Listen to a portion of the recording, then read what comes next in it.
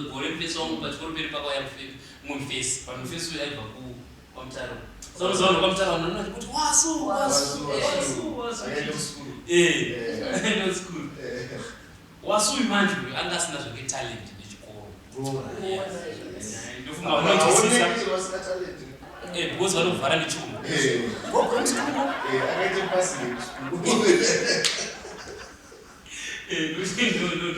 haumuoni but vakadzana ndio vanoziva kuti uyu aivhiringika sa wasu iyeye wasu aivhiringika so pakazoripa kurirwa ma-end of year exams wasu manje zvakumuvhara ndokubva atanga kukopa munhu agara pasaidi naye kuti ziso kandinonya kuti ziso saka ticha manje vakazoona kuti munhu arikuita sei arikukopa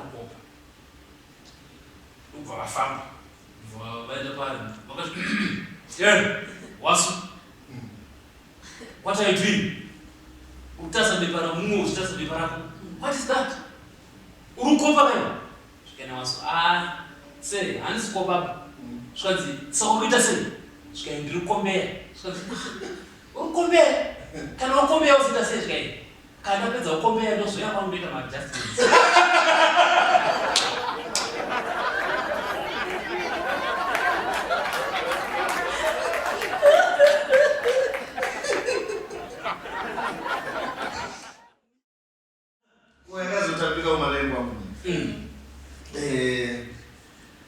Pane this other guy knows Joe.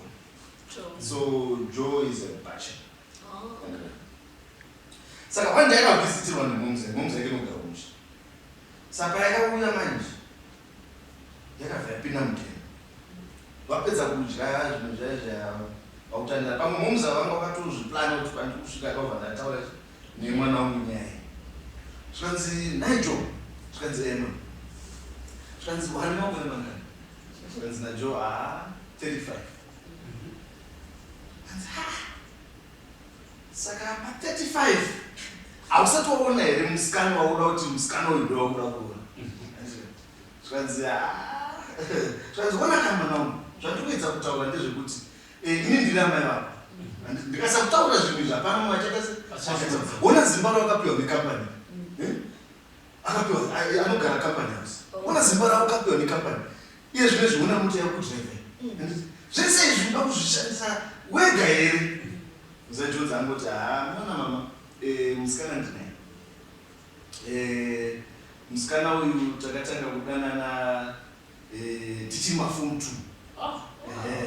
nanhasi tichiuta sei tiri kungodanana zvanzi kusaka chokutadzisai kuti muroorane chii nai mwanangu chii asi pane zvikunetsa tifambe kana mwanangu tifambe nei kana une munhu wakabva naye chii form 2 long distance relationship zvikanzi naJoe zvikanzi musikana uyu akati handidi kuroorwa nemunhu ana mai vake vapeni